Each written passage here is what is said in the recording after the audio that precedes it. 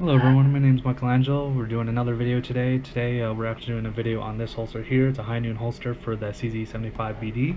So just real quick, we're just going to clear these weapons, or at least try to clear them on screen. You can see there's nothing in there. Drop the hammer. And then for here is the FNX. And as you can see, nothing in there. Well, you can't see, but no round fell out, and it's empty. You guys get the point, right? Like, these guns are pretty much always unloaded except for a couple times. And let me switch these so they actually align with their holsters.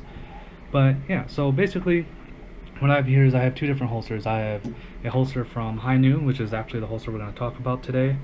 It's a pretty large holster. As you can see, it's kind of hard to get on the camera. But as you can see, it's a very basic holster. It has a very wide profile. It's an outside the waistband holster. Yeah, so basically, just looking at this, you can see that it is pretty well molded. I think the person that does it just actually has a gun that he molded to or whatever. And as you can see, it also has the same open design. And like I said, this is for the CZ75BD.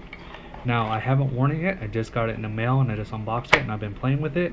And I already noticed some things about it that I probably should have noticed before I purchased it that I'm going to already mention here. So the first things first is this profile. This profile is huge. Now, with that being said, if we align these guns next to each other, as you can see, this is going to be kind of hard to show on camera because the camera is angled here. Let me figure this out. If I put these in almost equally back to back, these guns are of similar length, right? So they're pretty much similar length and similar in size. They're both full-size guns. That's not really the point I'm getting at here, but if you look at the profile of this, this is huge. Look at that. And then if you look here, the muzzle is not exposed. Now with this one, it's a lot less, and it exposes the gun a little bit. Personally, I like this more, just because the profile is a lot smaller, and like in general, it's more symmetrical in shape for this outlaw holster. Sorry, I'm kind of all over the place right now, and I'm just trying to get through everything that I need to get through. But anyway, going back to this holster, the few things that, in my impressions of this holster so far, that I don't like about it, one is that you have all of this excess kydex. Like, I don't mean the bash High Noon holsters. I'm pretty sure this is a cheap holster. I think it was only like 40 bucks or something like that. It's about the same price as this one, but if you look at this one's much higher quality. But yeah, so basically the few things I have, I can complain about this. You have this punch hole here. Not entirely sure what it's for, but it's here. No idea why. Like I said, you have all this excess kydex on both sides. You flip it over, it's pretty much the same thing. This does have a cant to it. That is one thing I like about this one over this holster. Is this holster you can actually get an FBI 30% cant on it, so when it sits on your belt, it actually sets slightly forward instead of flush like this. One thing is that when it did come in the box, this one right here was slightly loose, so I had to tighten that down. And yeah, as you can see, it's a non-adjusting retention holster, which is fine. This one is not adjusting. I don't think you can adjust the retention on this holster either, but there is something I do want to show you real quick between these two holsters. Now keep in mind, these are the same price holsters, and this is an outlaw holster and this is the High Noon holster for the CZ. Now watch how this holster sucks this gun in. Real difficult push and then snap. I can't even slowly put it in the holster because it's such a hard suction and such a hard grab. So really, it was a real strong friction point, and then I got to push a little more and it literally just snapped right in. See, that I really like, because now when I shake it, I can shake it real hard and this is all you see. Now when you go over here to this holster, now watch it.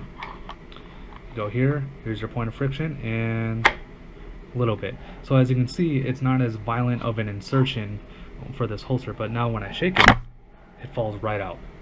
Not even one shake, and I didn't even shake that hard. So watch, I'll do it again. Boom, right out.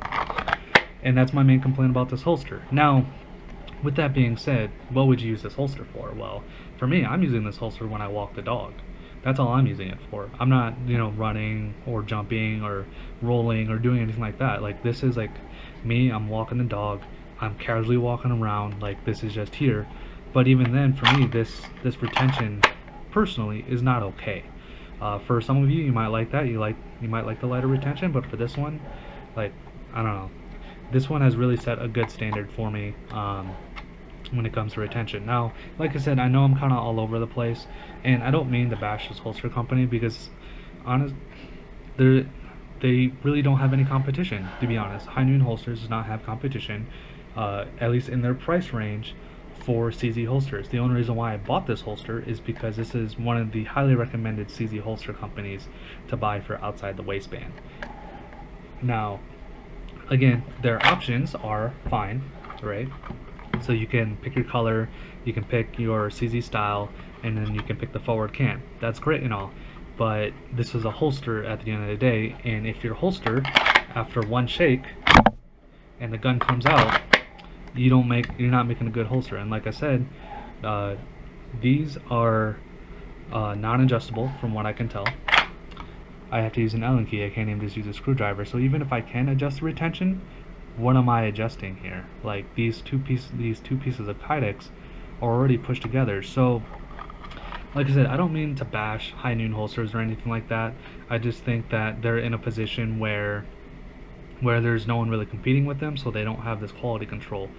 And again, I haven't even worn this holster yet, and I already have concerns just by looking at it and just unboxing it. But yeah, so at least one thing I can say is that I don't have to worry about the holster rubbing off on the gun or anything, because honestly there really isn't all that much retention altogether. Now, if there was an option where it could come with, say, like a strap or something that for like a level 2 retention, then I would think that this retention would be perfectly fine, but it doesn't.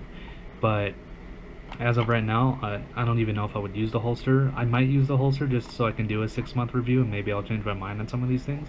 But as of right now, this is not okay. So yeah, the retention is enough that if you were just to drop your pants and if the gun tilts out, it's going to stay in.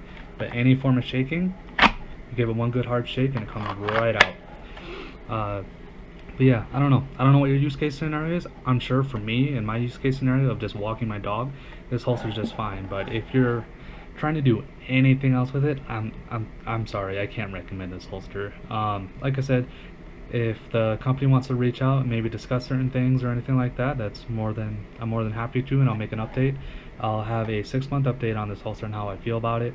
But at least in comparison to this holster, which is of similar price range, it is far superior in quality.